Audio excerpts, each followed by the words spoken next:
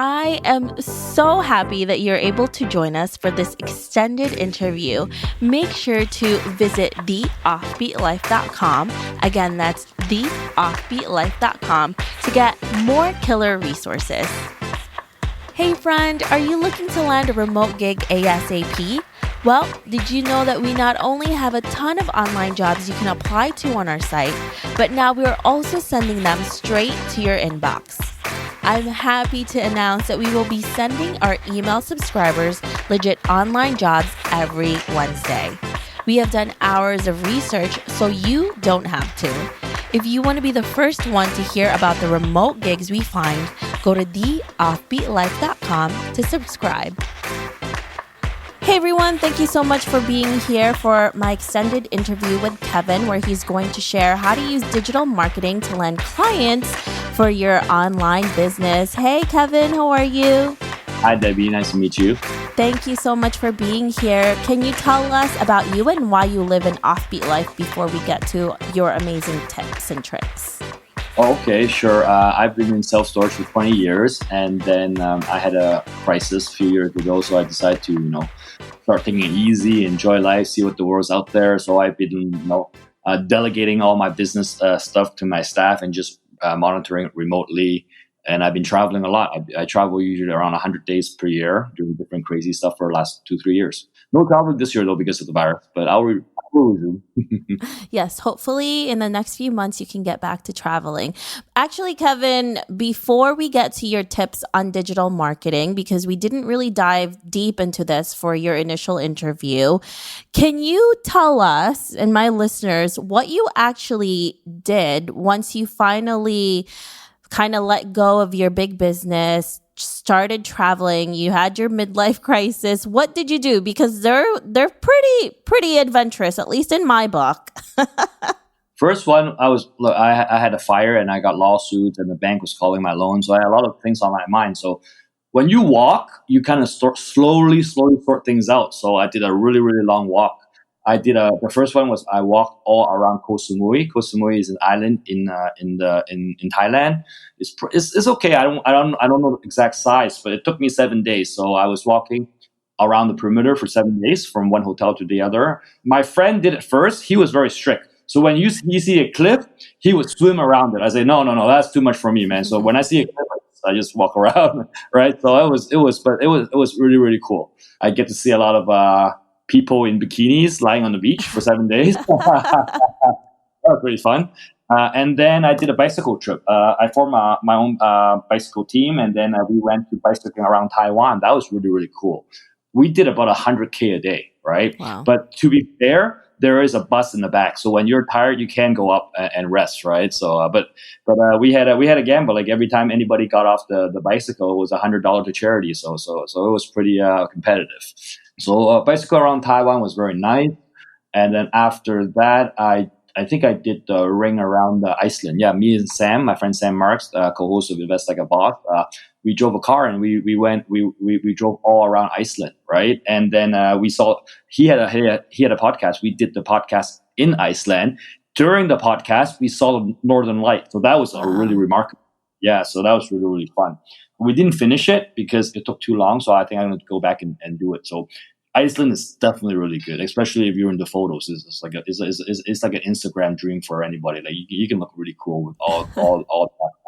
So that, and then after that, we did a bicycle trip in Okinawa. That was another 7 days. But see, this is the thing. When I start doing all these things, my friends on Facebook start, oh, you're rich, you're retired, you don't need to do that. That's why you're traveling. They're jealous, right? So I got smart. Every time I do this now, I always hook up with a charity. I always say, Kevin Shi is going to go ride around by Okinawa. If he succeed in 10 days, will you donate $2,000? If not, Kevin Shi will donate, right? So because I linked it up to a charity, everybody's like, yeah, this is for the good cause. Go. So I really branded my trip, and my friends stopped being so jealous. So that was one of the tricks. And also, guys, you don't need to have a ton of money to be able to do this. You can do it on the cheap even. And like you said, Kevin, you can also do this where you're also doing it where there's charity that's involved as well. So not only are you doing something for yourself, but for other people as well. You just need to be like you, have a business that you can manage online. If you Mm-hmm. can manage your business online, you can be doing this for the whole year, Yeah. right? If there's no problem, right? And then we did the walk across Ireland. That was 21 days. So not only is a walk across Ireland, it was the biggest pub crawl in the world. Every time we saw a pub, which by the way they open around 3 o'clock in the afternoon, right? We had a Guinness. So we had about 87 Guinness all in 21 days. So that was pretty cool. Population of these small towns in Ireland is about 700 people with no restaurant, one supermarket that closed at 6:30, and a pub. Wow. So we don't get to the next town by 6:30 and buy some food. We're eating peanuts that night. So that was like race against time. I was shot at in Ireland. We What? went to some farm. Yeah, we went on this in somebody's big farm by accident. I thought it was a public road. It was. I started seeing ponies. I know it was a farm, and then some guy just came on and started shooting his gun in the air. Like, oh shit! So that was pretty interesting. And then after that, we went to Palona last year for the annual bull run. Me and Sam again, another friend, and then my friend head got smashed in the, on the floor. He broke his head. Oh my God. He's okay now. He's okay now. But we had that on video, so that was on Facebook. That generated a lot of likes. So we did that, and then we went to and then last year, finally, we topped it off last year with the Trans-Siberian Rail. We went to St. Petersburg and we took the Nomad train from all the way from St. Petersburg to Beijing. So during that trip, we paid off the Russian army. We drove their tank. We went to Kazan. We had a racetrack. We started racing. And I was so nice. I gave my cameraman a chance to ride that car, which he doesn't know how to drive stick. And he crashed the car and I had to pay these big Russian thugs, Oh my like God. $1,000. Yeah. So that was very bad. But anyways, it was an experience. And then we went to Mongolia where it was negative 38 and we were sleeping in a hut. So I went out to go to the pee, and then the first time I ever saw my pee froze right away. That was interesting. So that was that, and then this year I didn't do much except skiing. There wasn't well. This year I was supposed to walk from Tokyo all the way to Osaka, but I don't know. Is a big thing. I don't know if I can do it because of the lockdown. But yeah, there's a lot of things planned. Shark cage attack this year. Walk from Tokyo to Osaka. Various things, but I'm just waiting for the lockdown to be finished. So everything you pretty much listed are things that I want to do myself. So yeah, I'm taking notes. Yeah. Because I'm a hiker. Like I'm an avid hiker. My fiance and I love to hike. So we did like Chile, we did Iceland, we did Ireland. Like, Climb Mount Fuji as well. That was a small thing. that's I climbed Mount amazing. Fuji as well. I was supposed to climb Mount Balu last month, but then the virus. So yeah, I'm a tall guy. So like I'm not like super athletic or something. I just do it just so I can have bragging rights about it. That's Yeah. all. I mean, hey, that's an added bonus for it and whatever. Yeah, hopefully one day you and I can meet up and we could hike something, That would be awesome. So, okay, aside from you being this adventurous traveler, you are also a genius digital marketer. How, No. like Being nice. I love talking to people about their marketing techniques because really that's the make it or break it. You can have the best product out there, you can have the best business idea, but if you don't know how to market, it's going to be really hard for you to succeed, right?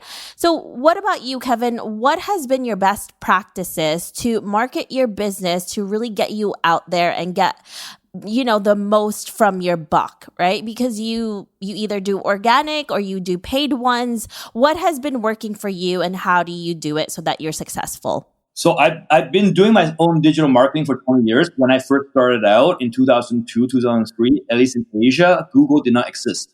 There's no Google in Hong Kong, only Yahoo. And Yahoo was a 2-page free listing. So that's how old I've been doing digital marketing, right? I would say digital marketing and property investing is my strength, relatively. Yeah, I've been doing various things. We always do start with paid search, like keyword search, and then we do SEO, and then we do remarketing. Then, like over the years, I start getting mentors from Public Storage and those guys, and they've been really building my own digital team. So what we do is in our business, the most profitable customer is going to stay 5 times longer and accept rental rates much higher than the average person. So your ability to mine these people and attract them to your store makes a lot of sense. So we have various tools to measure, like to attract these people by getting their third party IP reader, the type of computer they use. For example, if you use a Mac machine and you use Chrome, that means you're a smart guy, and you're a rich guy because you have a Mac, and you're a smart guy how to install Chrome. So we start targeting people like that, and we give you extra discount. We double the retargeting rate, like our retargeting ad, we double it, and then we line up with our best sales to attract these people in. We also have a database of different apartment units around Hong Kong that people have stored with us, and based on their apartment units, we know how long they'll stay, and we can from that we know the lifetime value of that customer, and we give different deals for that as well. And then we start filtering. Our page is dynamic. If it's a man coming in, we will show a pretty girl. If it's a woman coming in, we will show a normal girl, but a very clean facility, right? If it's an old person coming in, then the fonts will be much bigger because they may have trouble reading the words. If it's a young person coming in, the units that we show will be smaller at first because they don't have much to store. If it's an older person coming in, then we would start using fonts like treasures and everything. So everything is very dynamic, right? And we measure everything with data because we have a big enough platform. And a sneaky thing that I do, and I hope none of my Chinese listeners listen to this, is I also have an aggregator site. I invested in an aggregator site, just like bookings.com or hotels.com, that I help my competitors get contacts for storage, right? So they list all their inventories into my aggregator. By having that database, I know all my competition's occupancy rate at any time, at least most of them, right? And I adjust my price and my size mix accordingly. So I do a lot of sneaky things. That is amazing. But when you do all of these things, when you first started, because obviously we don't have that manpower yet, and the amount of money to be able to do this. For somebody who's just starting out and want to be able to do something similar, how can they do it? What would be their first step? Well, there's a very good article that tells you what to do first, and I can give you the link later. It's by this guy. It's by this guy called Kushik, KAUSHIK.net. It's called the Digital Marketing Ladder of Success. The first thing you should do is have an acceptable website with SEO. Make sure there's no bugs. It's simple to use. Don't put too much information on it. Make sure your website is responsive. A lot of people don't know this. A lot of people still think of it as a desktop. 75% of the people search your stuff on their phone first, and then maybe they commit or buy on their laptop later. So make sure it's dynamic and responsive. Don't make it desktop only. Then start experimenting with a paid search campaign with an email program. Facebook and Instagram are great, but that is other people's platform. If you rely on them too much and they start changing the algorithm, then you gotta start over. So start collecting your own database of customer referrals and lists and all that, and start working with display and then having make sure your conversion and everything is set right. Conversion is a tricky thing. Every business is different. Make sure if a customer convert on your site, it actually means money. A lot of people that I see in Hong Kong, they get duped, or they get the marketers tell them, oh no, people watch 4 pages of your website, that's considered a conversion. No, it's not, right? People come into your store to pay you, that's a conversion, right? So make sure the website is linked up so that you know what an actual conversion is. And once your attribution model or your conversion is set right, then you can start backward looking at which keyword works, what time of day it works, what kind of campaign, and you can start testing a variable campaign of that. So I guess conversion is very important too, and then you can start branching from that on. So yeah, so start small, start doing A/B testing on small stuff first. Create great mobile experience, and also a very important thing is speed. And I guess you would know the speed of your website really matters. If it's slow, people will drop off. I use AMP, accelerated mobile push. So a lot of media people use that. It ranks much higher in SEO, but make sure that your website loads it within 3 seconds. If it doesn't, then you're losing a lot of customers. Yeah. So many great things. And yes, These are so true. And okay, so to tell you, Kevin, I am not a numbers person, right? I hate numbers, but since starting my business, because now it's about money. And also, like, okay, since I started doing A/B testing with a lot of ads, now I'm like, oh my God, this is really fun.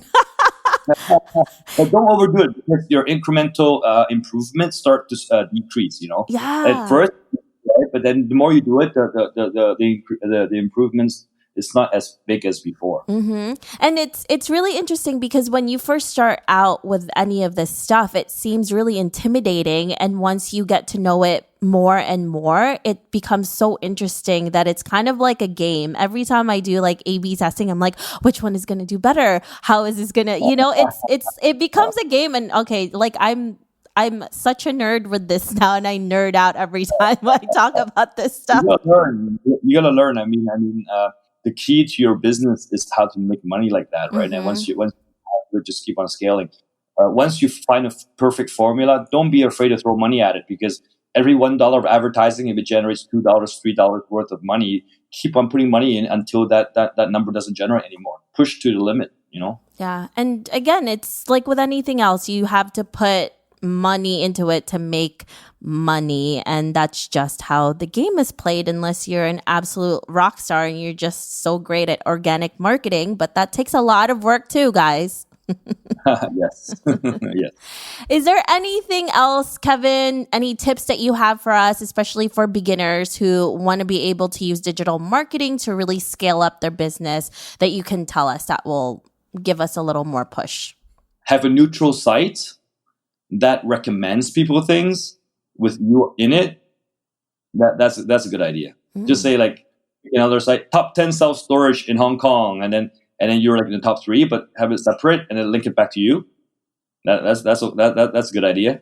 Having a good follow up and remarketing. Do you do remarketing, Debbie? Yes, we do. Yeah, make sure your everything is in sync. There's a guy in public storage actually. All he does is make sure the whole consumer experience is the same. So make sure that's relevant for you as well. What I mean is from the first ad that they see on Google to what you promote on your website to your remarketing ad to when they call you, the message has to be the same. The color has to be the same. The feeling has to be the same. So the customer usually get distracted or they get confused when they see an ad and they go into your website and it advertises something else, right? Then they think they're in the wrong place and then they start bouncing back, right? Make sure the whole consumer experience is the same. And then once you master that, then you start funneling different types of customer. Somebody wants value, somebody wants safety, somebody wants. Really depends on that profile of that person, and then you start dynamically changing the tone of the website. But that's the next level.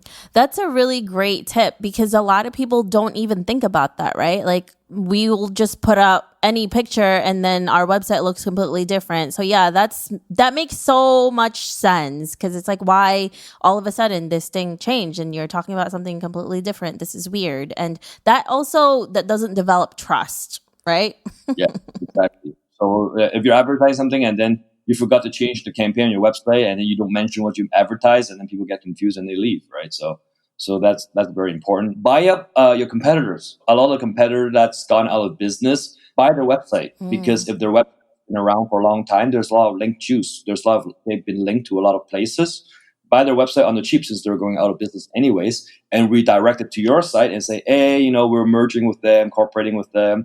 Any customer of theirs, we give them a discount. Then you get a lot of organic traffic from their ex-competitors. That has been, I've also found that to be a good way to get cheap traffic or lead. Do you have any places where you find these websites that that are going out of business and for you to be able to snap them up? No, because I've been in this industry so long. Any of my operators that goes out of business, somebody would tell me in Hong Kong. Well, that's a great way of doing it.